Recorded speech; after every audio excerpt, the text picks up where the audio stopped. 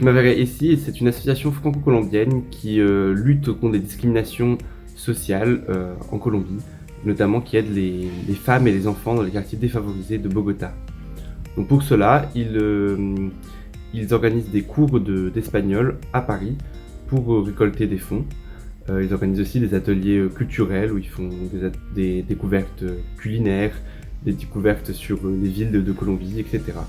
Donc cela réunit pas mal de monde chaque semaine et donc grâce à ces fonds, ils peuvent financer des activités et du matériel dans les quartiers défavorisés de Bogota. Donc pourquoi avoir choisi la Colombie comme pays pour notre projet?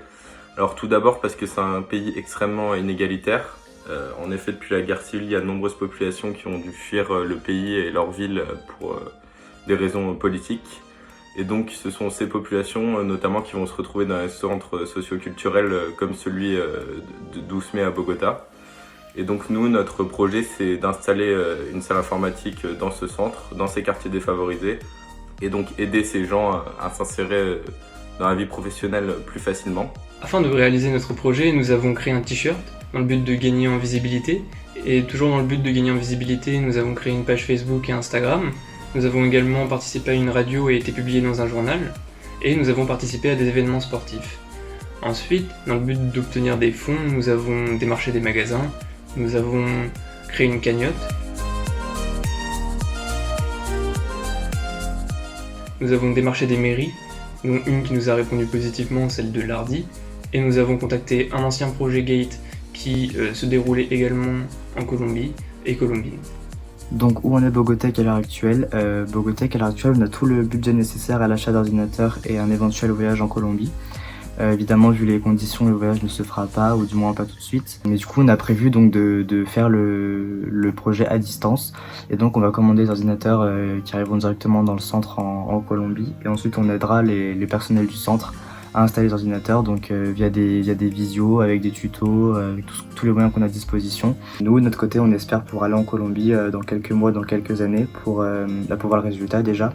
Et puis pour discuter avec tous les gens du centre qui l'utilisent, ce que la salle leur a apporté, leurs conditions de vie, comment ils vivent, voir un peu comment ils vivent là-bas, etc. On entretient encore un contact très fort avec l'association en France et en Colombie, et pour organiser donc l'arrivée des ordinateurs. Donc on vous tiendra au courant des avancées sur les réseaux sociaux. Qu'est-ce que le projet Bogotech vous a appris ? Donc tout d'abord sur le plan humain, c'était très émouvant puisqu'il était question d'enfants et d'un groupe de femmes d'une quarantaine d'années venant d'un quartier défavorisé Ousmé. De plus, on a eu la chance de pouvoir entendre le témoignage de membres de l'association qui se sont rendus en Colombie et c'était très poignant parce qu'on a constaté tout ce que l'association leur apportait là-bas. Enfin, on a appris beaucoup sur la culture colombienne, notamment grâce à nos recherches pour notre communication sur les réseaux sociaux. J'espère d'ailleurs que le carnaval de Barranquilla vous a plu. On a appris à travailler avec une équipe qui avait peu de connaissances et d'expérience dans le domaine. Et donc on a dû se serrer les coudes et c'était très solidarisant. Donc on tenait à dire un grand merci à l'association qui nous a donné l'opportunité de réaliser ce beau projet.